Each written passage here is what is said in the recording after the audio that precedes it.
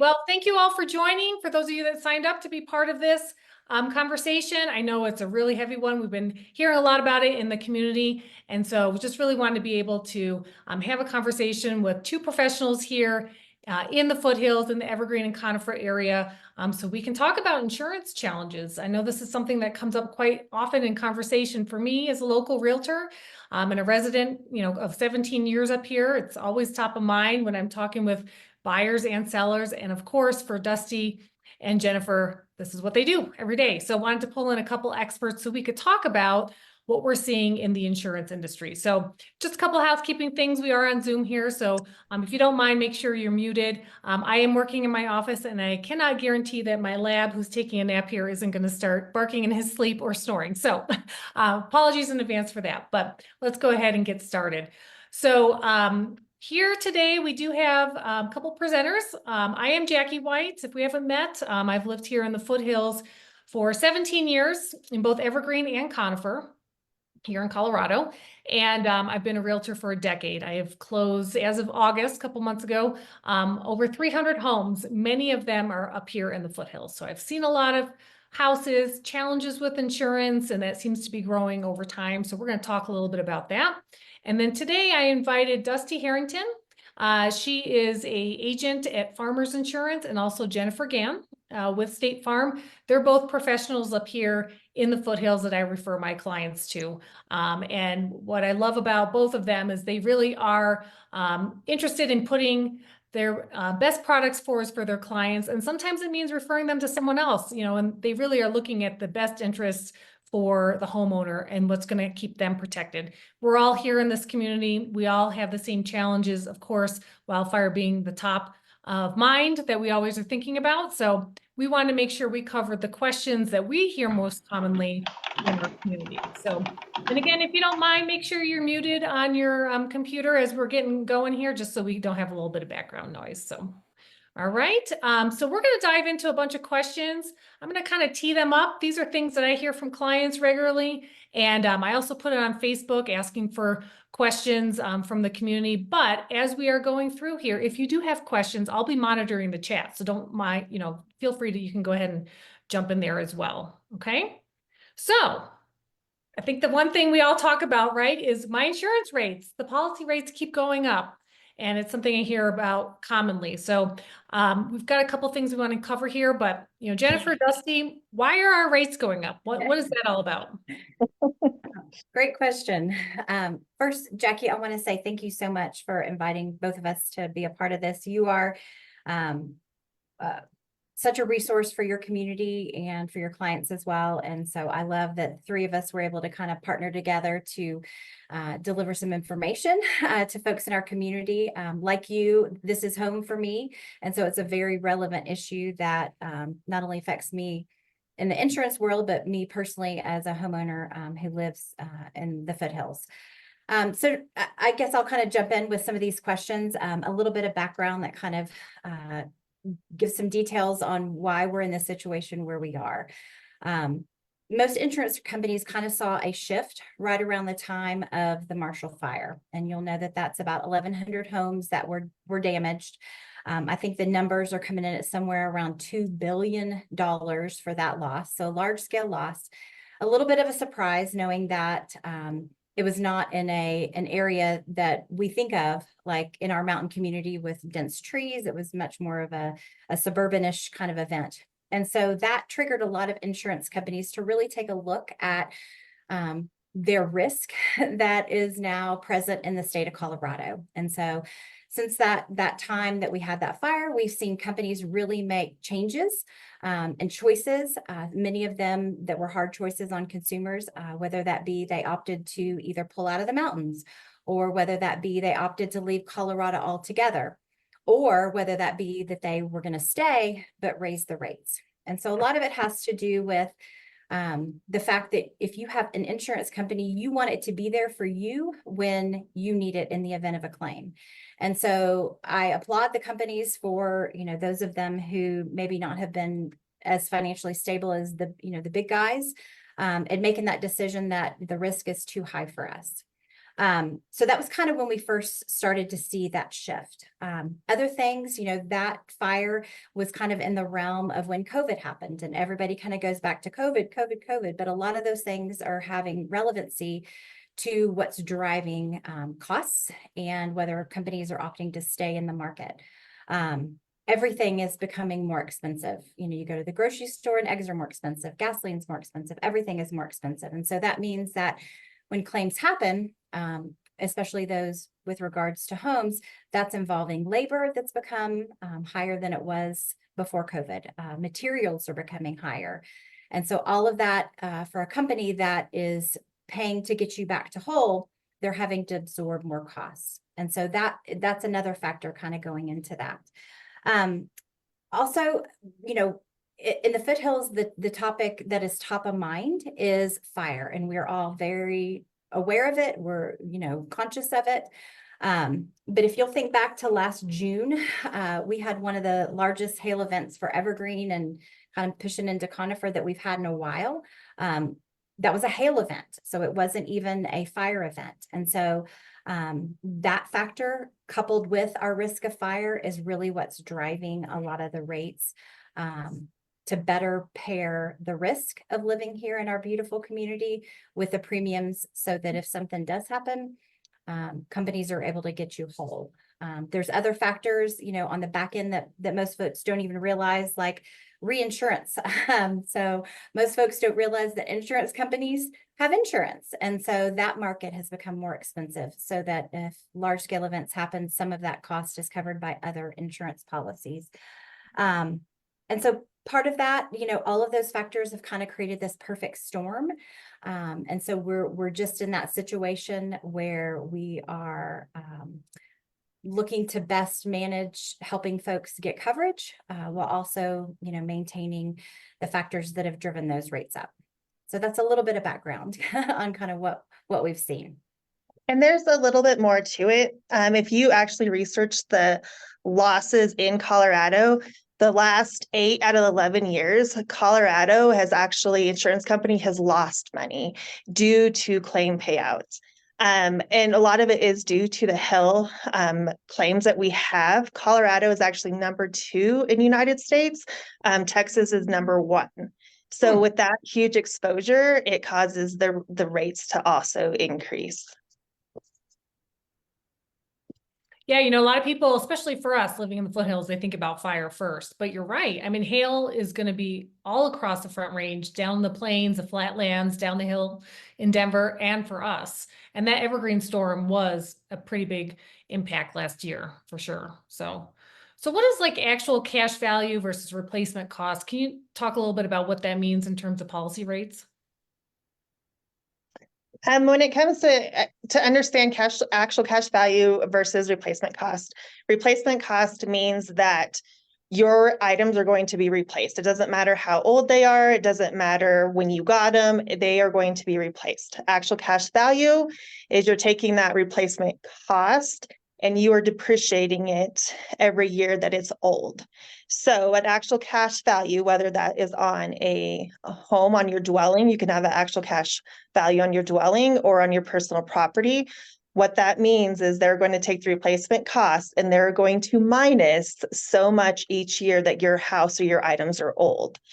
Each insurance company has kind of their own different calculations on that to know exactly what amount would be depreciated. With the policy side of it, an actual cash value policy will actually be cheaper than a replacement cost because insurance companies are paying less out due to a claim on an actual cash value policy. Mm-hmm. Okay. So that's like one way you could get a discount, but I've heard people say, well, what about my roof or the age of my roof, or if I have a metal roof versus, composition shingle, does that make any difference? Or maybe it's high, impact resistant, that's going to help you. I mean, do you see those things when it comes to quoting out insurance? Absolutely. And kind of to go to that next bullet point, first, I'll preface by saying that, having both Dusty and I here, each of us kind of give a perspective on our own respective companies. And so what you'll learn is that things differ across company to company to company. And so discounts that may be available with one might not be available with another company, kind of how they set up their policies. And so just to highlight, having both of us here as insurance experts, many folks likely have their agent. And so I would always encourage them to reach out to their agent and ask those specific questions about their specific policy, because us having a discussion about what State Farm offers is not as relevant as somebody knowing very clearly about what their policy is going to cover should they have a loss. To kind of go down to that discount question, absolutely. Each company has different discounts. State Farm offers a pretty sizable one for an impact resistant roof. And those kinds of things that go into that. I'm not sure about what Farmers has, but those are those conversations that are important for you to sit down with your agent. Frequently, I always encourage folks to come in at least once a year and let us take a look at, do you have appropriate coverage in place? Are you taking advantage of every discount? Did you decide to replace your roof and you forgot to tell your insurance agent, and that could be a discount we're getting. So those are things that are important for folks, especially now, to be cognizant of making time, just like you would if you go to the dentist, twice a year, or your checkup at your doctor, about making time for that insurance checkup to make sure it's keeping pace with your life and how things may have changed around your house, because your insurance agent doesn't necessarily know if you've added on an addition, if you've finished out a basement, if you've replaced that roof. That's such a good point. We all get our renewals in the mail and then it ends up in the shredder, right? So open it up and read it and call your agent, make sure you're covered, right? Right. So let's talk about what the approval process is to get insurance in a wildfire prone area like we are, here in the Front Range foothills. And we're talking about the area that we generally serve. So Conifer, Evergreen, the Morrison foothills, Pine, Bailey, Genesee, this whole area. We are in what's called the wildland urban interface, meaning that we are in an area of higher fire danger, arguably number one in the country. And with that comes some risk. So what's the insurance process of getting appraised or an approval, whether it's underwriting or a site visit? Tell us a little bit more about how you guys respectively go through that process. Understanding there's other companies, they all have their own process too. For most companies, they do have an approval process up here in the wildfire risk areas. When you initially, and this is kind of across the board with most insurance companies, when you first call in to get a quote and they ask you your address and you get told no, that is what I refer to as a hard no. And that is meaning that you don't meet our first line of underwriting. You don't meet some insurance companies go by what's called the fire line score. Some insurance companies go by what's called a brush score. And there's different other measurements or different third-party vendors that provide this information that insurance companies use. And that's the first underwriting guideline. So if your address does not meet the current requirements of that insurance company, that's where you get the hard no. If you do get a yes, that means that each individual company has their own underwriting guidelines beyond that.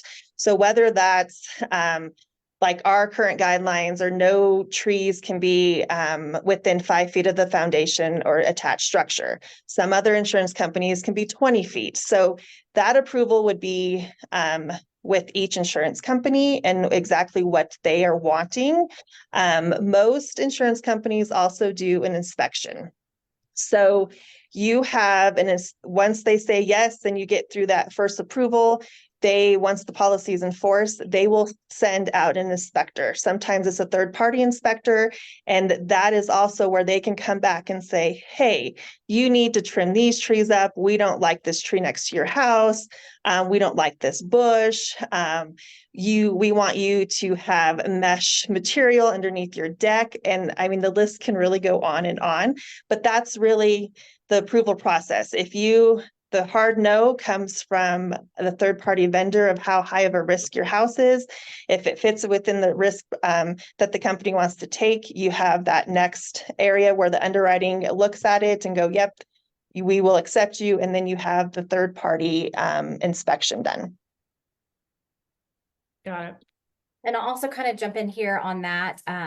One of the things that I think important for folks who are living up here who might find themselves in the need of insurance is that we have a remarkable cohort of other agents who are friendly and collaborative, who work together to try to do right by the customer. And so oftentimes if somebody does reach out to us, just as Dusty mentioned, there may be a criteria that for us is not acceptable, but for farmers might be. And so I'll say, hey, why don't you reach out to Dusty? She's amazing. She'll take great care of you, because their criteria might be a little bit different. And so don't just take it personally. Number one, that I know that's hard. Lots of folks are like, but I've never made a claim.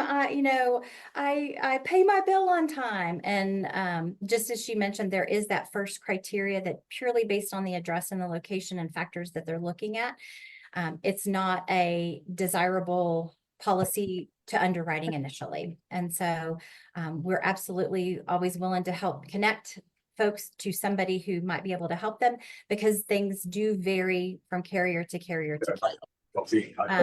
And then to Well, kind of go into you some of those, Oh, I'm sorry. Go ahead. to kind of go into some of those other items you have noted on there, once it gets past that initial approval and if a fire survey is required or an inspection piece is required, there are other factors. And like you've noted at the top, the applicant's credit rating. And so kind of getting into that, each of those next steps of acceptability for a certain company, those are things they're looking at, including that loss history. And so I think one of the other slides that we'll kind of touch base on later in the webinar mentions a little bit about being mindful of claims. And so maybe I'll speak to that with regards, I think the question says, am I going to be canceled if I file a claim? Yeah. All of those things are relevant. And so again, your agent who you currently have, it can be a great resource and should be one of those trusted advisors that you rely on for these types of questions that pop up. With regards to, taking folks through that fire survey, we try to do a really good job of setting expectations about here's kind of what they're going to be looking for. If you've got all these beautiful aspen leaves sitting in your gutters that just fell off the tree last week, somebody's going to come out and look at that. And so before they do, let's be mindful and let's clean those gutters. They're going to be looking for hardscape 5 feet out. If you've got some beautiful bushes, we probably want to make adjustments there. And so kind of setting up that expectation on the front end. So help me help you. How can we get through this process together to get to that issuance?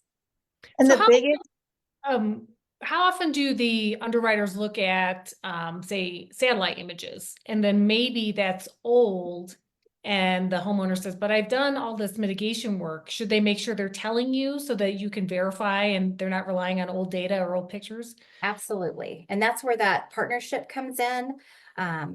Getting somebody through that issuance, it's a conversation that our office has with underwriting every day, all day sometimes. And so coming back and saying, the surveyor felt like this tree was too close to the house, but really I walked the property and it's 15 feet out and that's within the guidelines. I can go out and take another picture with a tape measure and kind of show you that. So it is absolutely having those conversations with the agency and kind of making sure that the information is correct. Most agents will kind of do that on their part to say, here's what came back on the survey as concerns. Do we feel like this is accurate? Are there differences there that we can adjust? And so it's that partnership to get you across that finish line. the other major things that I see tagged in my inspections, and it's right around this time of every year, is your wood piles and wood against the house. And so like our guidelines is the wood pile has to be 30 feet from your dwelling. And they do not want wood setting up on your deck or next to your house at all. And so that gets tagged a lot on my inspections. Yeah, that makes sense. Now, Dusty, tell me about what a fire line risk score is. Like, what does that mean? And it feels like it's always changing, but what does that look like in your world? So each insurance company goes by a different risk score. Farmers is the one that we use, the fire line risk. But there are other companies that use what's called the brush score. And essentially where it doesn't matter where the insurance company is pulling them from. It is pulled from a third-party vendor. That third-party vendor typically gets that number from satellite images. So a fire line score is made up of your slope, your access, and your fuel score. Your fuel score is not your property line. Your fuel score can be an area around your house. And I really don't even know the dimensions, like how far out they go, but it is not your property line. Your access is your road private or is it public? Is it plowed? Is it wide enough for a fire truck? Is there switchbacks to the point that a fire truck wouldn't make it up to your house? So all of that stuff kind of plays in that number. The brush score, from my understanding, is it takes your fire line score and your protection class score and kind of combines them. So they know if you have a water source or how far you are from a fire department.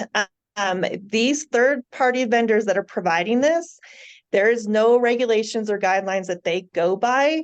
The only thing that's regulated is essentially what insurance companies do with them. So they report to us.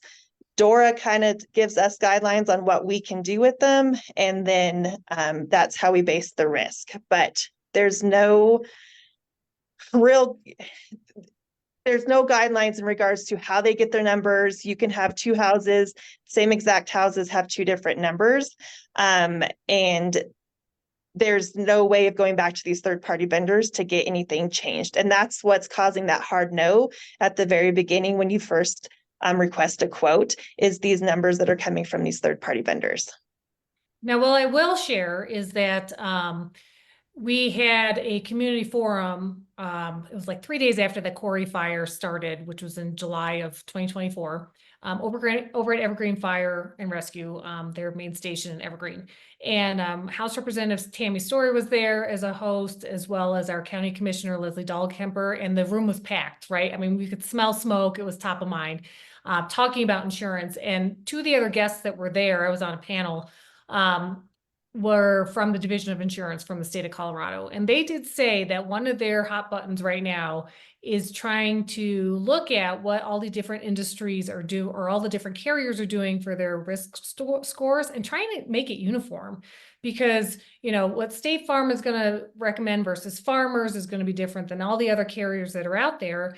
And the homeowner is shaking their head like, well, what am I supposed to be doing, right? I want to make sure that I'm doing the right thing to protect my home, but also all these different carriers are telling me different things. So I will say, from what I learned at that session a few months ago, is that it is top of mind for the state to try to have some uniformity when it comes to this, because it can be super confusing, right?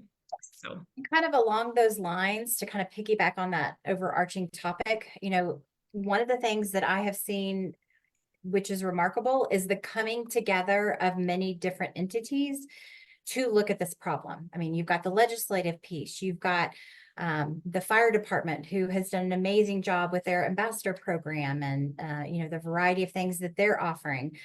You've got all these people that for the first time are kind of coming together to have a conversation for the better. And so I'm absolutely thrilled by that. You know, the piece that insurance can have in that conversation, I think, is relevant. But I definitely think, because of our area and the unique situation that we are finding ourselves in with the difficulty of getting insurance, the cost of it, it is starting that conversation that I think is so important. And so I think as time goes on, we can't help but see some great things come out of that. So. well, and you know, we're going to talk a little bit about the fire department here in a moment too. And I do see a comment in the chat here from Mark, and I do want to touch on that because it is so important. So we'll definitely get to that.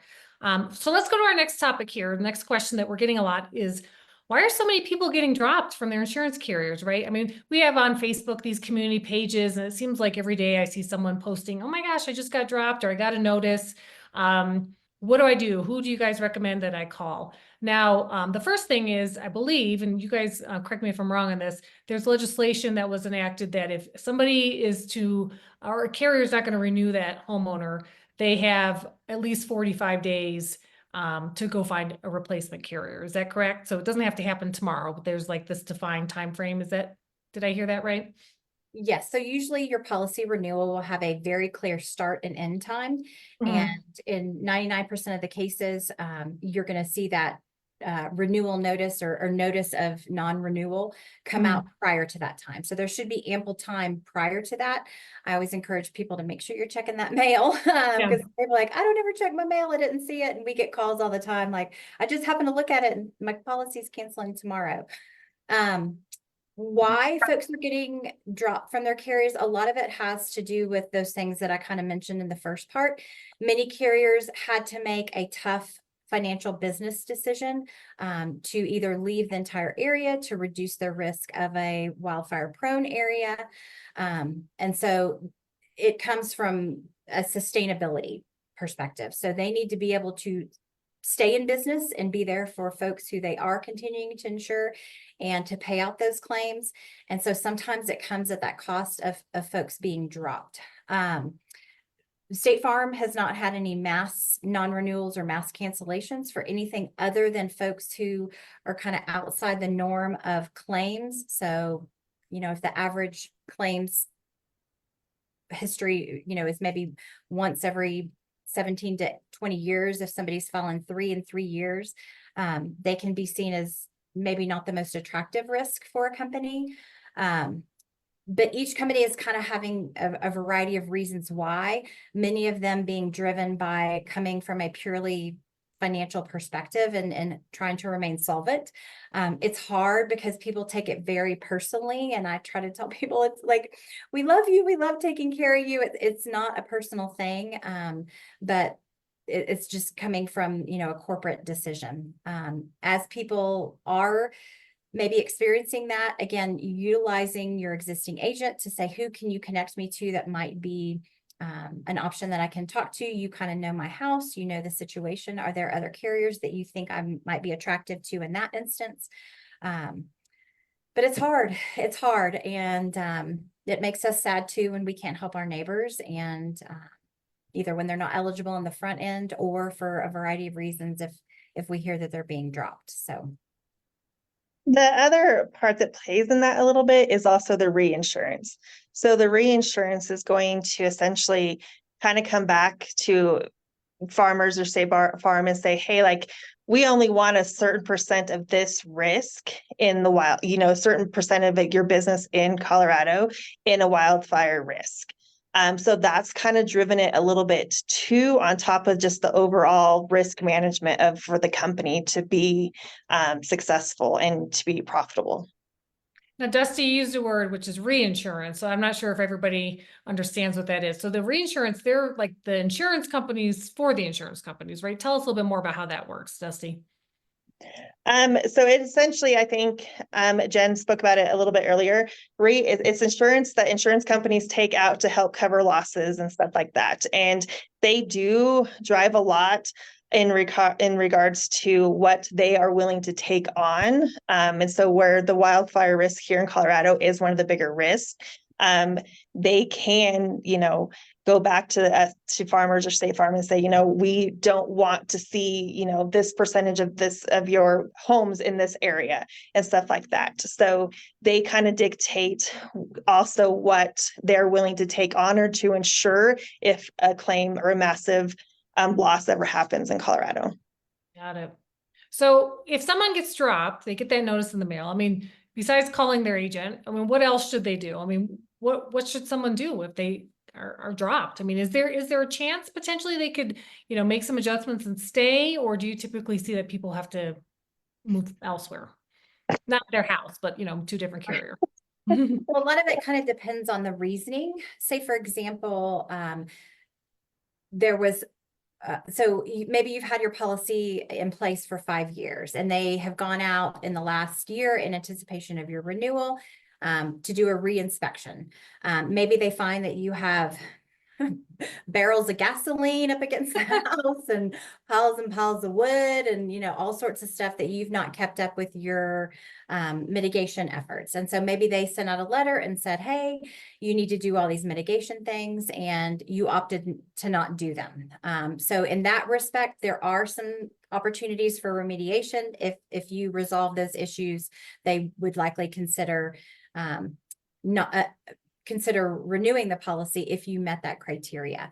If you're being dropped for, a reason like excessive claims, I know we have the option sometimes to ask for an appeal, for things along those lines. But usually if it is a wide scale event, like some of the carriers have opted to leave altogether, that pretty much is a final decision because, that carrier is no longer going to be servicing or providing policies to anyone in the area. First step would be start with your current agent and just say, hey, do you have any resources? Can you help connect me to colleagues that you have in the area that might be able to help? We're always happy to do that. I think later we'll talk a little bit about the FAIR plan that's kind of coming in January. And so that may be offering some relief to folks potentially as we get into 2025. But, sometimes your neighbors and your friends are also that great resource too, to say, who are you insured with? And, who have you been able to get coverage through? So we had a question here. I think it's kind of relevant. So Tim asks, are rate increases of 27% last year and 57% this year typical of what you're seeing across the board? Or is this an indication your carrier is preparing to drop you? Like, are they just putting the pressure on to the point where your wallet can't handle it anymore and they're kind of scooting you out the door on the side?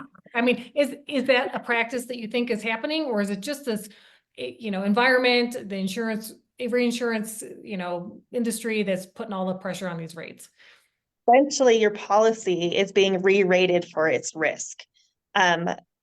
Conifer Evergreen is #1 in Colorado for fire risk. So essentially, you are seeing a higher increase. I'm seeing those increases on all my renewals of all the policies in my agency. It's because they are reassessing the risk of it happening. And also a little bit of it is the cost to rebuild. So most likely your dwelling amount went up with that rate increase. But yes, most of it is just the insurance companies adjusting their rates to meet the risk. Now, I built my house 7 years ago, and I know I couldn't do it again today for the price that we paid. What are you seeing in terms of the cost per square foot for the rebuild? I mean, I've heard a couple numbers out there, but I want to hear from you too. What your average is when you're calculating that? That's a great question. I will kind of go back to Dusty's piece. When folks call us about a rate increase, they are taking it personal and thinking we're personally attacking them. And unfortunately, I don't think that companies are doing that to drive people out. I would concur with Dusty that it's more so working to better assign rate and premium to the risk and the exposure up here. It's hard though. I mean, we recognize that folks all work within a family budget. And so when things are going up in their whole entire world, it's difficult. And so while we're able to still say you're covered, it does come with a cost increase, and it's hard. It's hard because we recognize and we have such empathy for that situation. Those are those opportunities to talk with your agent and say, is there an opportunity to adjust my deductibles? Maybe I'm more willing to take on a higher deductible in the event of a loss and have lower premiums over time.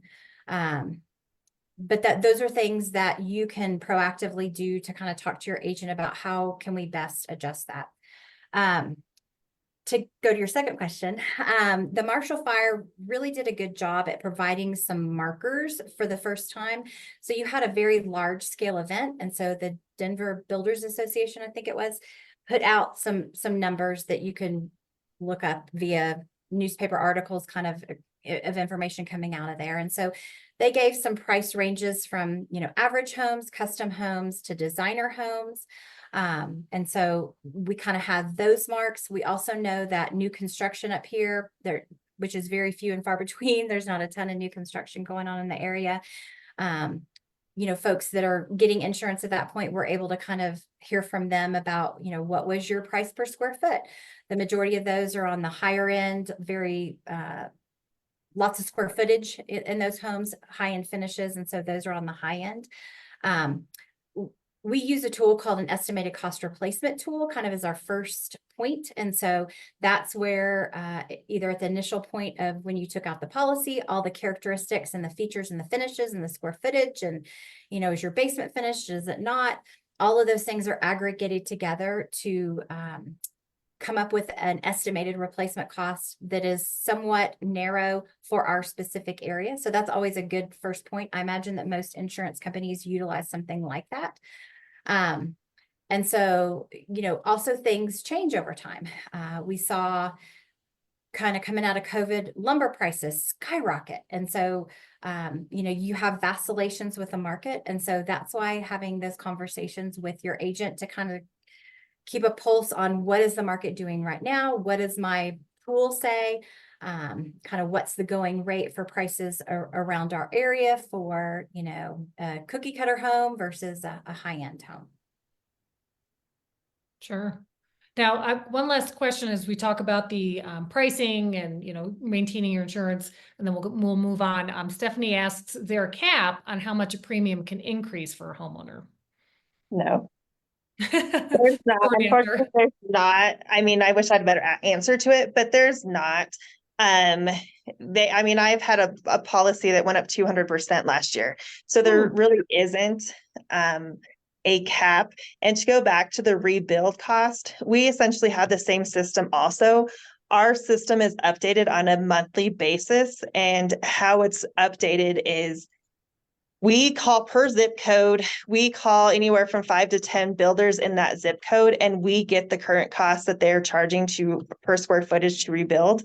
And then that's averaged out. So when we put your information in, it's done by your zip code. So they obviously know that our zip code, it would be totally different than like a zip code down the hill for that cost per square footage. Sure. I'll jump in and say, one of the things that we find that I think agents who are located here in the mountains bring benefit is we are mindful for the unique nuances that homes in our area have.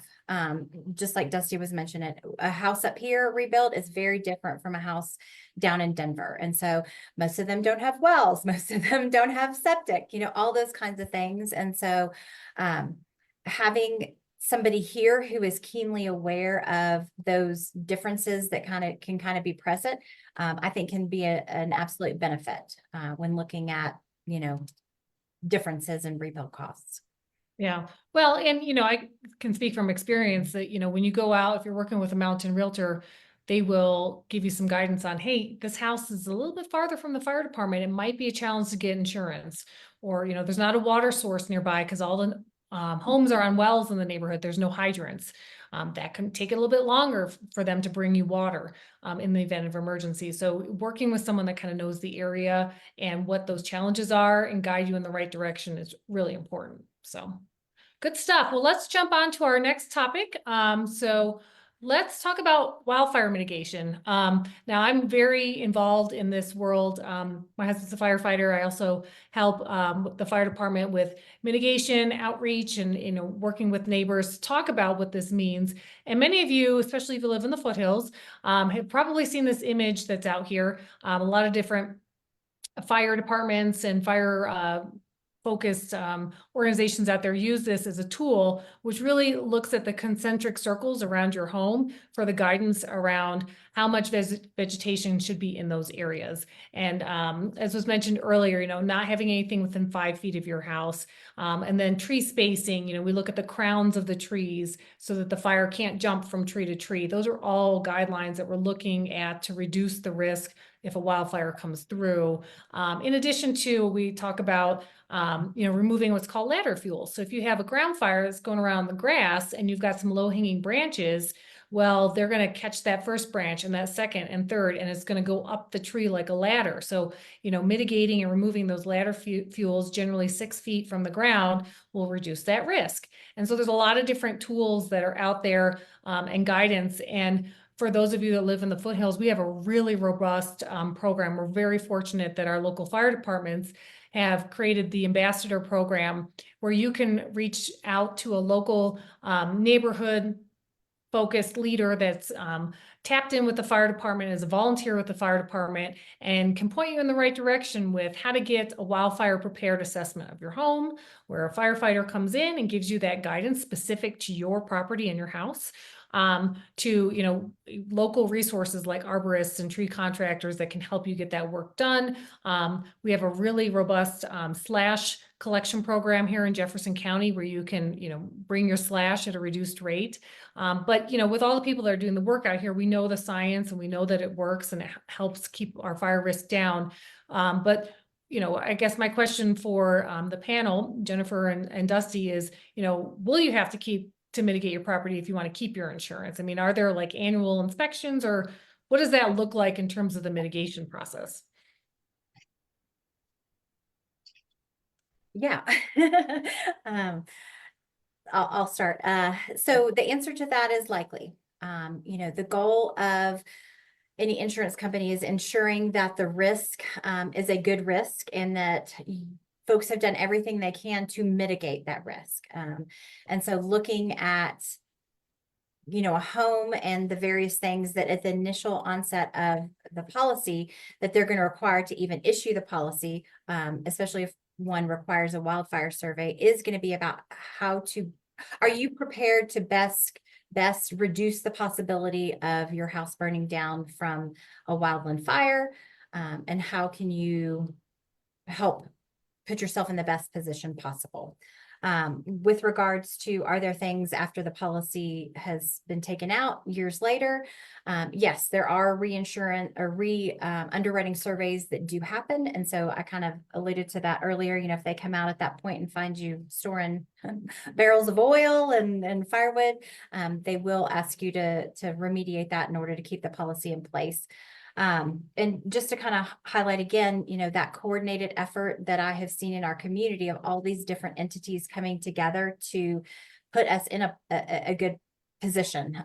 You know, on my drive to work, I see that they've been doing some mitigation along the roadsides, along 73, so that heaven forbid we have a large event and those trees that would have fallen on the roadway and prevented access are gone. And so I think the mitigation effort has definitely become top of mind for lots of people and lots of different entities that are working together to reduce our risk of both property loss and, even worse, loss of life. So to answer that, yes, you're likely going to have to do something to put your house in a position to be attractive to an insurance company. Yeah. The other thing you have to keep in mind, the mitigation part of it is ultimately for the homeowner's safety. Also, like, it's something that a homeowner should do, but unfortunately, it's not going to help you keep your insurance either.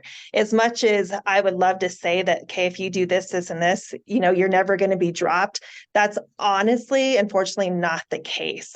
You can have a very well-maintained, well-mitigated, home and still struggle with keeping insurance or getting insurance, just because of the risk that is up here currently and how insurance companies are reevaluating that risk.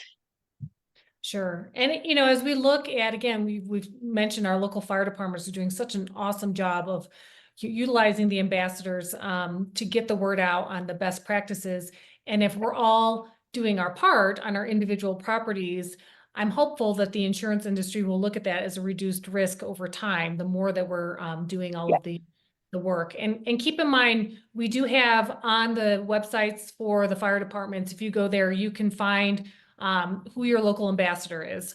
So I know we've got Sharon, who's the ambassador for my community on the call right now. And so she does a wonderful job with sharing information and opportunities for people within the community. And so we are lucky to have dozens and dozens of ambassadors within all the different fire departments that are out there and really doing great work. So check with your fire department. They should have a list, or call them, because they'll be able to point you in the right direction with who your local person is on the ground. The other thing I wanted to touch base a little bit about is Firewise. So if some of you might be familiar with Firewise communities, this was developed by the NFPA, which is the National Fire Prevention Association, years ago. And so I know the neighborhood I live in, we have worked very hard to earn that designation. And a lot of it comes from going through and having community efforts of education and outreach and programs to help reduce the risk, and following some of these guidelines that, you know, the fire department also is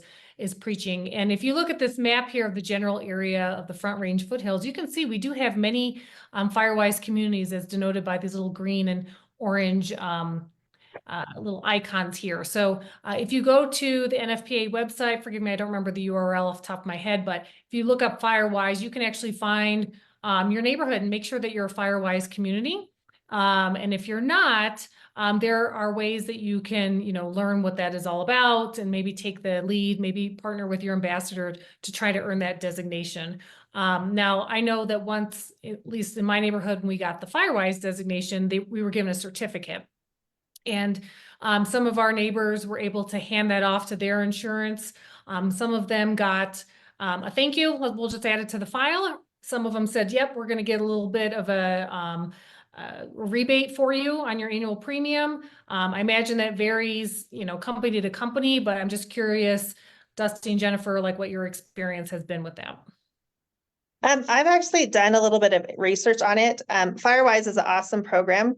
Especially because it's a community program that, you know, your whole community, all houses are, you know, Firewise. From what I've researched, the only insurance company right now that is giving a discount for Firewise is USAA. We don't currently give discounts. I think Jen told me that State Farm doesn't give discounts, and the only insurance company that I could find was USAA. And that's what I heard too. The person that got the discount had USAA. So, and so to kind of piggyback on that issue, you know, the three of us have had the lovely opportunity to go out to a couple of neighborhood town hall or gatherings kind of thing. And that question was brought to light. And I totally get kind of the bummerness of the fact that a community comes together and they want some sort of acknowledgement and or, you know, financial benefit for going through that effort. So as Dusty mentioned at the time, right now, only USAA is offering a discount for that. However, I still feel that there is extreme value in the fact that a community has come together to make themselves more safe. So even if you take the insurance piece out, I mean, think of all those things that were done to allow potentially all those folks to get out safely, should a fire happen. So I don't think it was all for naught. I think it's a great program, and anything that we can be doing as a coordinated effort and of neighbors to better protect ourselves, I think is great. I will say that there have been conversations that are being started, you know, and with the higher ups of my company. And I know Dusty and I have touched base about this as well, about will there be some sort of standards eventually that does align with what meets a criteria from a fire science perspective and also from a insurance desirability perspective. And so those conversations are starting, maybe because Dusty and I are squeaky wheels in our respective communities. And so we're kind of pushing for folks in higher positions than we are to kind of take a look at. But I think at the end of the day, any effort to reduce our risk definitely puts all of us in a much better position. And my hope is that over time, we start to see movement to where there is some sort of financial discount benefit that comes to us via our insurance. yeah. Yeah, great point. I mean, certainly it hits our wallet every time there's a premium increase, but the number one motivation is really your safety, right? Safety of your house, safety of your community, being able to egress in the event of emergency and make it safe for the firefighters to get in. So let's jump to the next topic.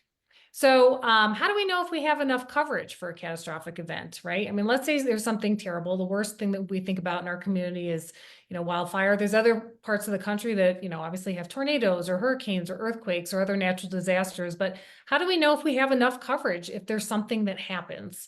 Why don't you guys touch on that for a little bit? Well, I think if you were around after the Marshall Fire, much of the media reporting centered around the folks that were underinsured. And it was heartbreaking because, you know, for most folks, their home is their largest asset. And so to have had a loss and then to realize that their 3,000 square foot house, they only had enough coverage maybe to rebuild 1,000 square feet.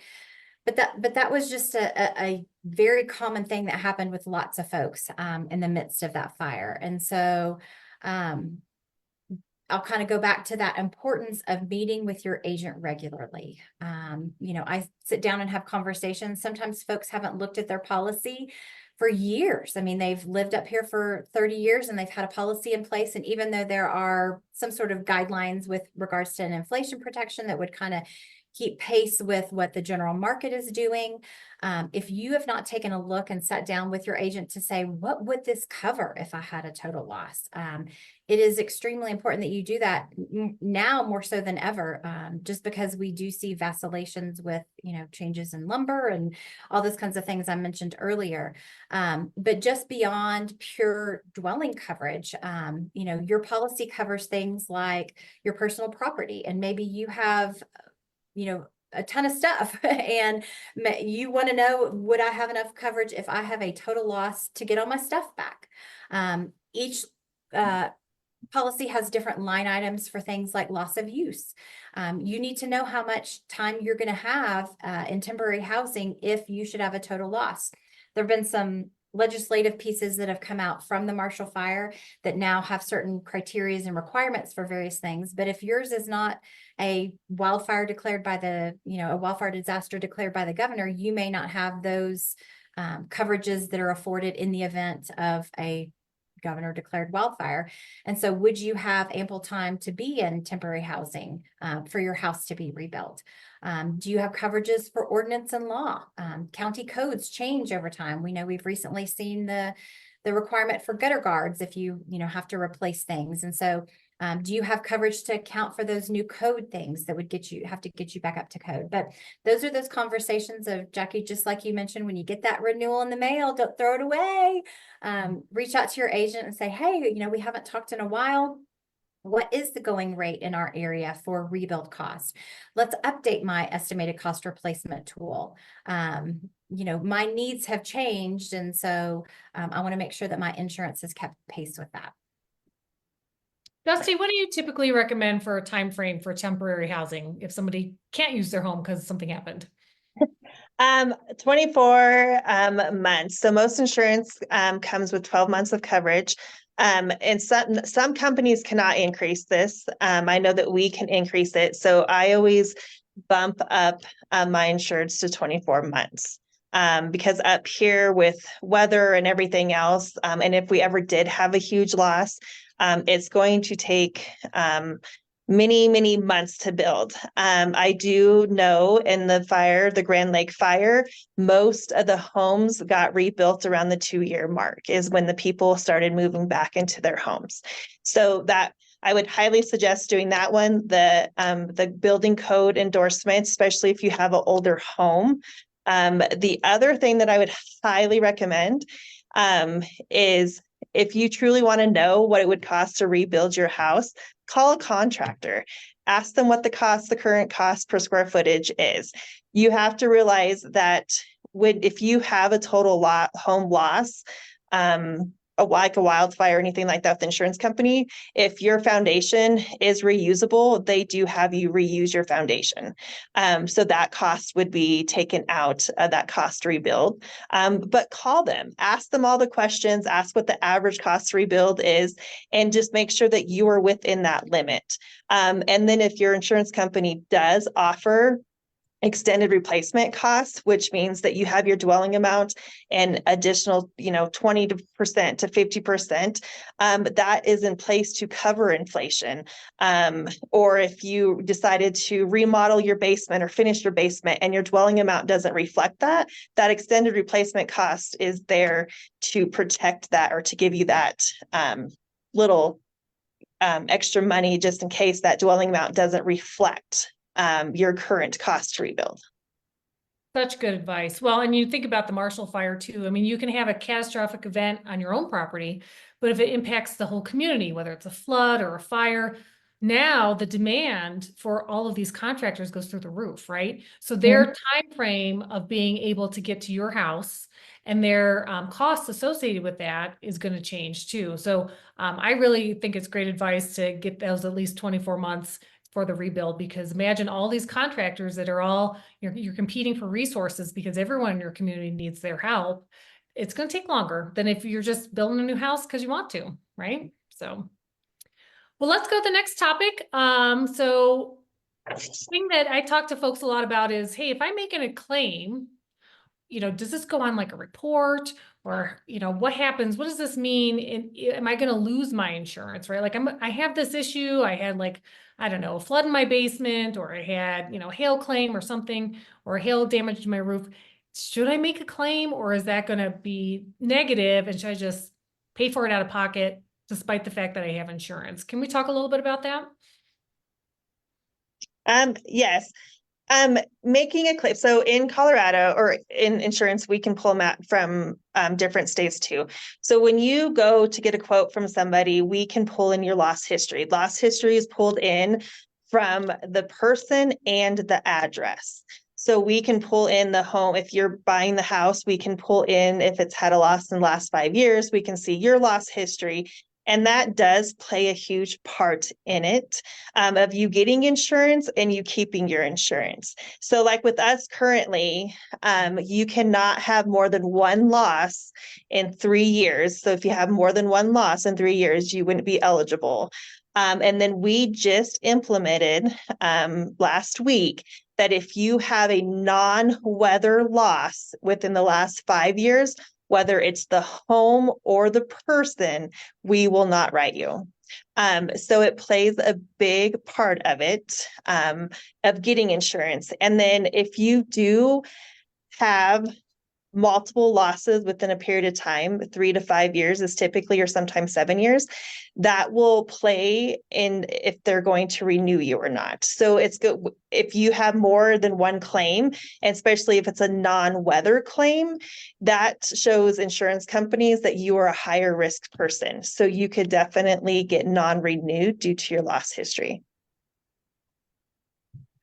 And kind of to piggyback on that, the reason why folks have insurance is because they want it to be there if they have a need. And that is our absolute belief as well.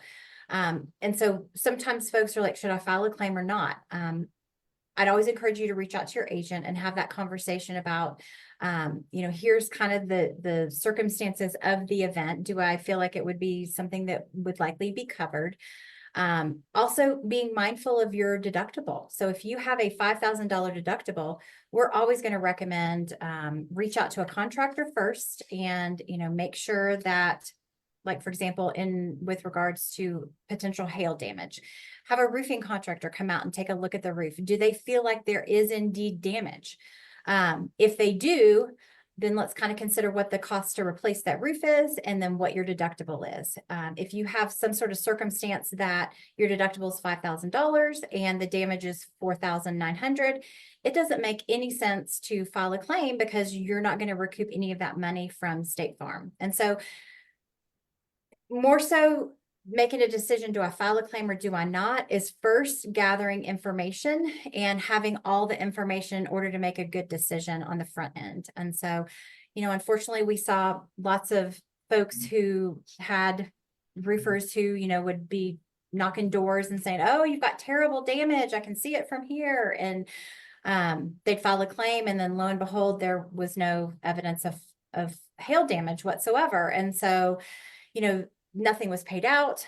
They now have a claim record on there with a 0 payout. And so it would it's heartbreaking when, folks kind of fall victims to those kind of circumstances. And so our advice would always be gather the information first before you call to make the claim, because oftentimes there's no takebacks once you file that claim. If you find out later, oh, well, there really wasn't any damage, it was a shady, contractor who knocked on my door and they didn't tell the truth, there's no ability for us to take that off of the record. So in most instances, you have a time period at which you can file a claim for an event after a date of loss. And so having the ability to have all the additional information and all the facts together to make sure that we know, we have a good picture of what the cost is going to be, kind of what the details of the circumstance are.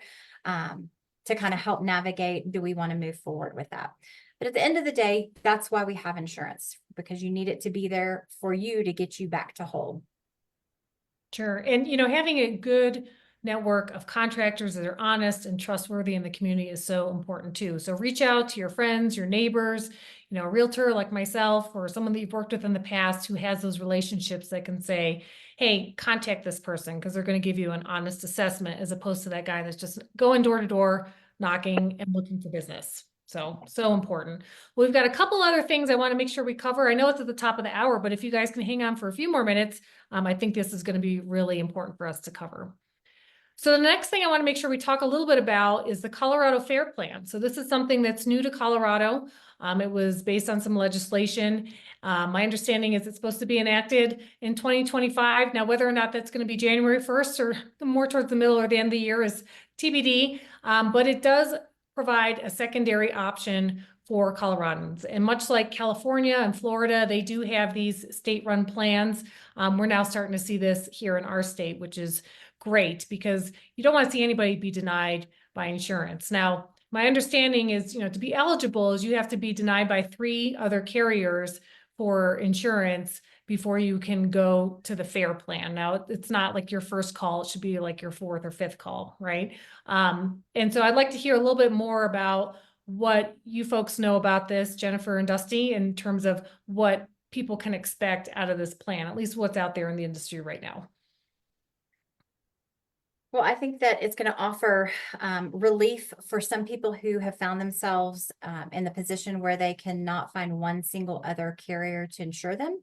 So I'm encouraged by that, that it will offer some relief for folks. I'll also stress that they have conveyed to us that it is designed to meet eligibility, not affordability. And so I think it's a misnomer for folks to think that the fair plan is going to open and, you know, your rates with a traditional carrier are X, Y, and Z, to think that the fair plan is going to be your option to go to get cheap coverage. From everything we've been told, we don't believe that that's going to be the case yet. We've not yet seen numbers, but they've kind of conveyed that information. Also, kind of noted on those slides, you see that there is a maximum coverage of $750,000.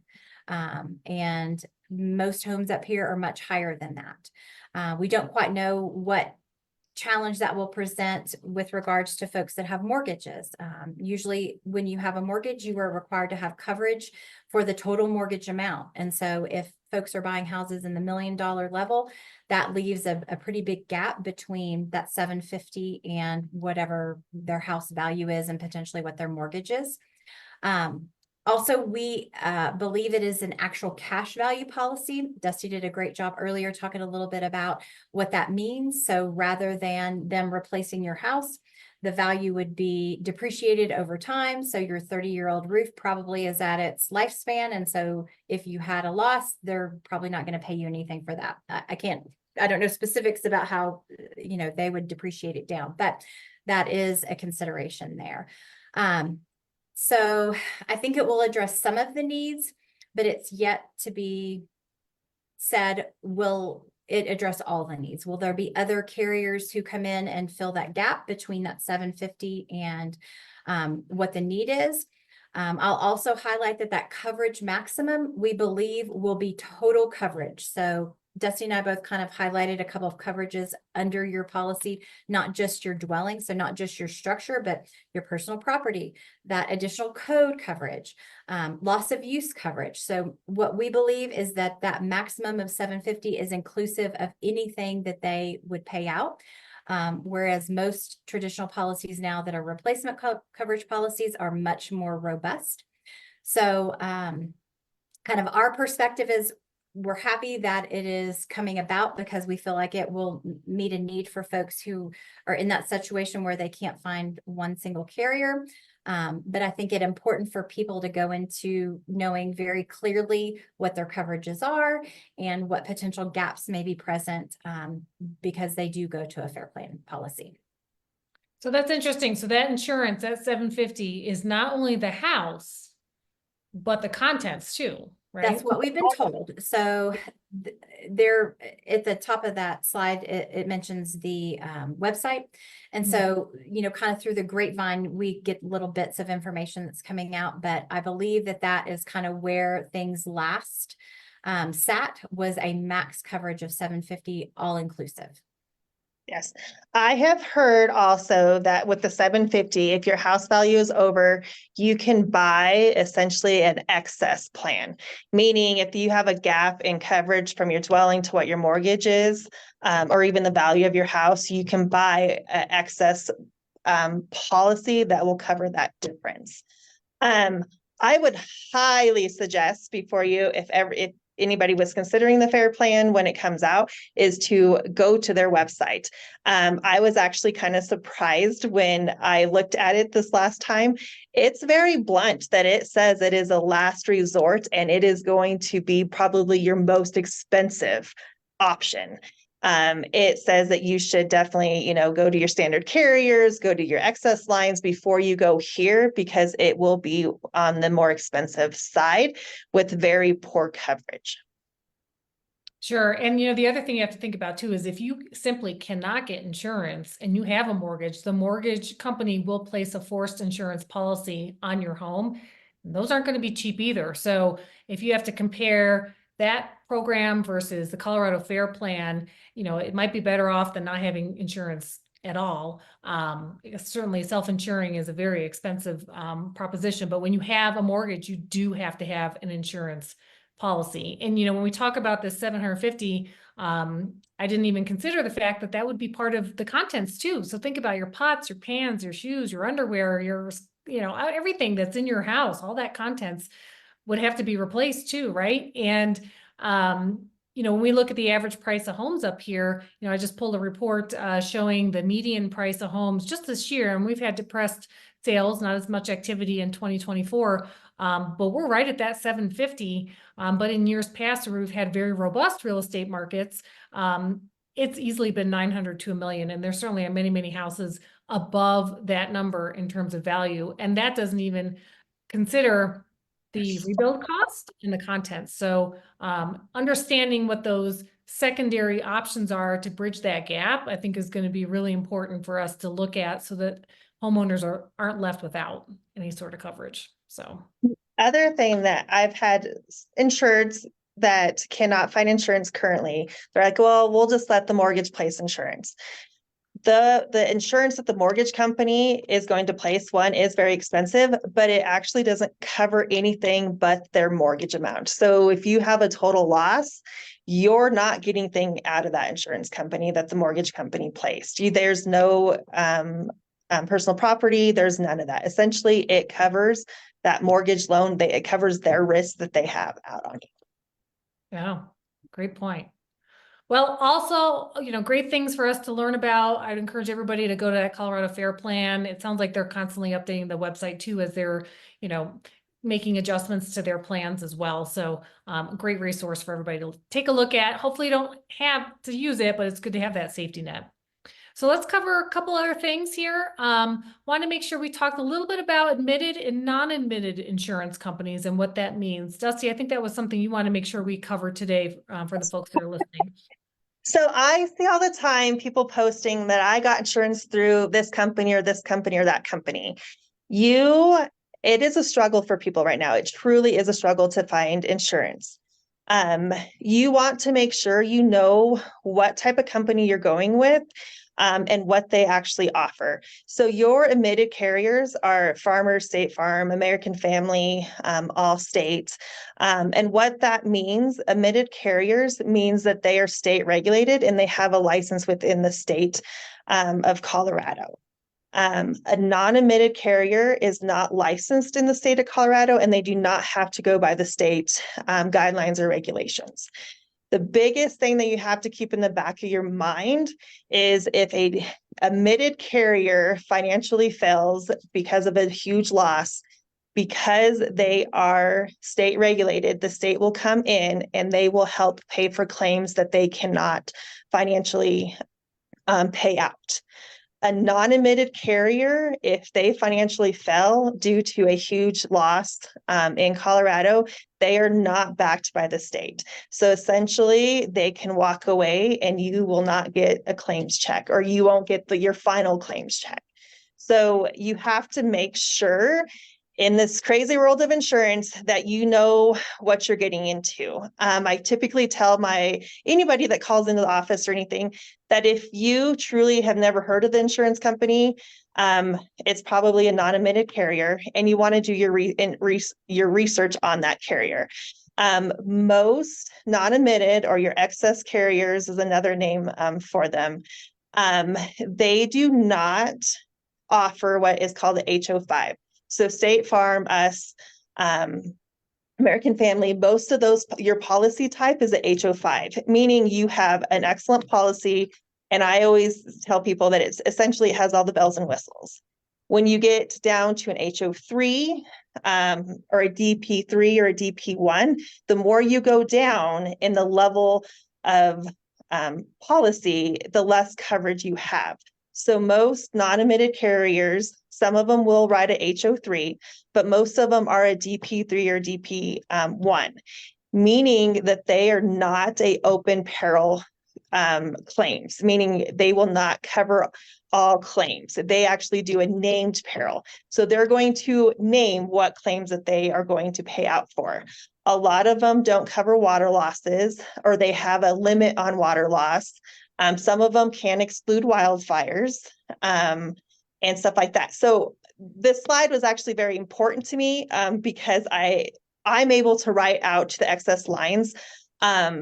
And I see more and more people posting like, oh, but I got insurance through this company. Well, this company did provide you insurance, but you have nowhere near the coverage of what you previously probably had. And educate yourself, go through your deck page, know what's excluded, know what the named perils are, know what isn't and what's not covered with them and stuff like that. So just educate yourself on and do research on the company that you have your insurance with. I always tell people, once you go to the excess line, essentially you are trying to pick the best crappy policy, because their policies are not going to add up to what you had with State Farm or Farmers or any of that, because of the policy type and the limitations of what they're offering in there. That's something that I think is really important for consumers to consider. And I'm glad you asked to have this as part of our conversation today, because a lot of people don't realize, and you see things on social media, people are trying to help each other out, and they'll say, hey, I got dropped. Who do you recommend? And like you said, someone else posts, well, I went with X, Y, and Z. But is there a list somewhere so we know, hey, these are the admitted carriers versus the non-admitted ones? And if someone can only be covered by a non-admitted company, how do they understand the financial viability of that non-admitted insurance company being able to pay out if there is a catastrophic loss? I mean, are there like reports out there, or how do they know that there's enough reserves? You would have to do your research. I mean, there's companies that I'll get, I always tell people, get some quotes, send it to me, and we'll look over at them. And there's still companies that I've never even heard of, and I've been doing this for 15 years. I would just research it and see what you can find out, and call. If you got it from a broker or even like myself, we can tell you the history of that company. Lloyd's of London, they've been a non-admitted carrier for years. I would be very comfortable placing somebody with them because they have been a provider for 15 years that I've been doing it and beyond. So there's really not a list because there's always companies coming and going. I think 2 years ago, I can't even remember the company's name. They essentially specialized in hurricanes in Florida and thought it would be a good idea to come here for wildfires. They lasted 2 years and then they non-renewed everybody. So just do your research. I wish there was a list. I don't even know if I would be able to put one together of the non-admitted carriers because there are so many of them. So it doesn't sound like the Colorado Division of Insurance, maybe checking their website, see if they've got a list. I imagine they probably know who the admitted ones are because they've got licensed. Yep. But So they anybody know else? who the admitted ones are. Yeah. Okay, so that would be a good place to Yep. start. So, oh, this is really good information because I think a lot of people don't consider this, and you guys are in this every day, so you know what people should be looking for. So, good. Well, let's talk about our last topic. Is, we all hope everybody's safe, their homes are safe, they don't ever have to use insurance, right? But it's something that should provide peace of mind in that unlikely event if something happens that you're going to be protected. But how do we prepare for that? We don't want any of this to happen, but how do we make sure that we're in good shape should it happen? Great question. You definitely want to have those conversations before the need arises. We had the quarry fire kind of come through relatively close to our area recently, and you kind of saw everybody on social media talking about, make sure you're videoing your contents. Hopefully that's not the time that you think to do that in the midst of an impending fire that's, moving across our community. I always encourage folks to do just exactly that, bullet point notes, take a video of all of your stuff. Most carriers won't ask you to prove what you had, but they will ask you to document it so that you can be paid back for that, and then, get replacement costs when it's replaced. And the easiest way nowadays is obviously with our phones. Just go through cabinets, go through closets, remind yourself, I've got 25 pair of shoes and 15 pair of pants. It makes that process a lot easier. Coming out of the Marshall fire, we learned lots and lots and lots of things. And for many folks, that was the most daunting piece for folks was, kind of going through that catastrophic event, which was an emotional whirlwind, and then forcing your brain to try to remember how many forks you had. And so if you can help yourself forward with having some sort of documentation of everything in your house, that is obviously ideal. Most personal property coverage would be included in that. I do want to highlight that often companies have a specialty policy called a personal articles policy for things that may be of higher value. If you have fine art, if you have expensive jewelry, if you have fancy cameras, things like that. So appropriately insuring and appropriately documenting kind of what you have. I did want to point out, there was conversation referencing the Department of Insurance website. So I did want to highlight that resource exists, and there's something on there that I think can be informational to folks, and it's called a toolkit for homeowners and a toolkit for homeowners on insurance. And so by going to that doi.colorado.gov, there's a little tab on there, and it does a really good job about kind of serving as a resource for folks from a perspective of, it coming from the Department of Insurance on things that homeowners can do to best prepare themselves for the unexpected and things like that. So I think that's a valuable resource kind of to highlight. The other thing, Jen, she mentioned it a little bit. Most insurance companies have a cap on specialty items like jewelry or art and stuff like that. So meaning that if you have 3 art pieces that are $10,000, but the cap for a loss for that insurance company is $2,500, you're only going to get $2,500 unless they are scheduled or they have their own policy. So if you jewelry, anything collectible really, or anything of value that you have, you want to double check with your insurance company to see if there is a cap per piece or per loss, and make sure that you have that coverage, whether you schedule it out or you have a separate policy for it. Absolutely. And, I love the idea about taking the video. I admittedly, during the quarry fire, while my husband's fighting a fire, had needed something to do. And so I went around the house and I was videoing everything. And I do have to say it is a good tool because now it lives on the cloud. And it is a little sobering because it puts things in perspective. You open up that drawer and you're like, okay, here's my 4 Pyrex bowls, and then here's my 8 pairs of socks, and here's my 6 pairs of shoes. And when you put it all in perspective, you as the homeowner are the most important thing in the house, right? All that stuff can be replaced. But if you have to go through that process, I mean, you're already going through this catastrophic loss. You don't want to have to now remember how many Pyrex bowls did I have and how many, pairs of socks. You've got it all documented in a video that goes through everything. And the other thing I think as far as talking about preparing for the unexpected, I think I'd be remiss if I didn't mention going to the Rotary Wildfire Ready website, which is a great resource for our community. We do have on that website some checklists for emergencies, right? And how to organize your stuff if you have to get out. And based on the amount of time that you have, is it immediate? Or do you feel like you've got a couple hours based on emergency notifications that are available in the area? So using that as a tool, I've got a couple of them posted around the house. So if different family members are gathering things, we can reference that list. You know, keep all your really priceless items like photo albums in one particular area. It's a little easier to throw them in the car if you need to, and use that as a tool. And then of course, make sure you're signed up for Lookout Alerts. That is the emergency notification system that we do have here in Jefferson County. So again, the homeowner, you are the most valuable person in that house. You're the most valuable thing. So make sure you're getting out immediately and following those emergency services guidelines for evacuation, whatever the circumstances are. So you cannot be replaced. So well, I think we've covered everything that we want to make sure that we talked about today. I know we've gone over time, but I'm really thankful that everybody's hung with us because we had such good topics here. And I do so appreciate, you know, the guidance and the insights from, you know, our other presenters here, Dusty and Jennifer. I'm happy to stay on for a couple minutes if anybody has questions that you guys want to throw in the chat. Otherwise, I did record this, so I will be emailing it out so you guys can all get a copy of it as well. And you can welcome to share it among your friends or neighbors.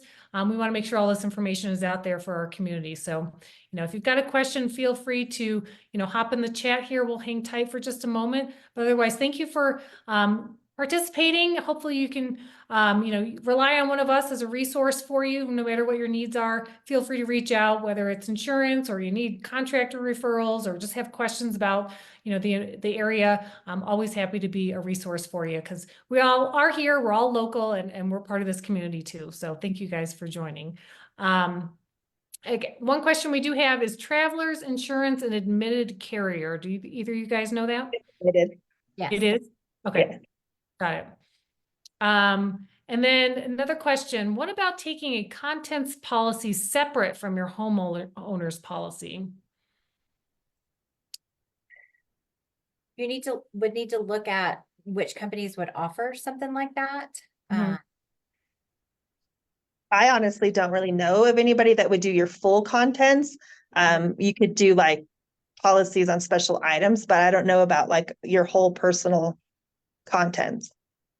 I think it'd be an interesting one. Like, let's say someone qualifies for the FAIR plan, so they're going to get up to 750. That's going to cover their rebuild, right? But then maybe they just want somebody else to come in and cover the contents. I just wonder if that's something that currently exists, or maybe it's something that will come out of this FAIR plan environment. Well, and that absolutely is a possibility. You know, folks who are in those hurricane areas like South Carolina, they have the wind policy that comes out for that. And then there are instances where State Farm will come in and offer that as a pairing to that. I don't know the specific criteria for that, knowing that we're, you know, obviously different and not in a hurricane prone area. I do know that that is something that has happened before in other states to kind of fill in that private or personal property when it's paired with the structure that's covered under like a hurricane policy. So we too are very interested in how this will all play out as far as, you know, what options will be available. Will companies like State Farm and Farmers come in and be able to offer those kinds of things that are a gap policy? We don't know that yet either. So we're anxiously anticipating all that information to kind of come out because at the end of the day, I think it's a great thing to have things that are helping our community when previously they've kind of turned up with no other options. So, yeah. Perfect. Well, I don't see any other questions in the chat. So again, thank you all for joining. Thank you to Dusty and Jennifer. Really appreciate all your information and your experience and guidance and how honest you are with our community members because we all live here and we're all just trying to help each other out. So thank you again for being here. Hope you have a great afternoon and feel free to reach out if anybody needs anything. Perfect. Thank you. Bye-bye. Bye.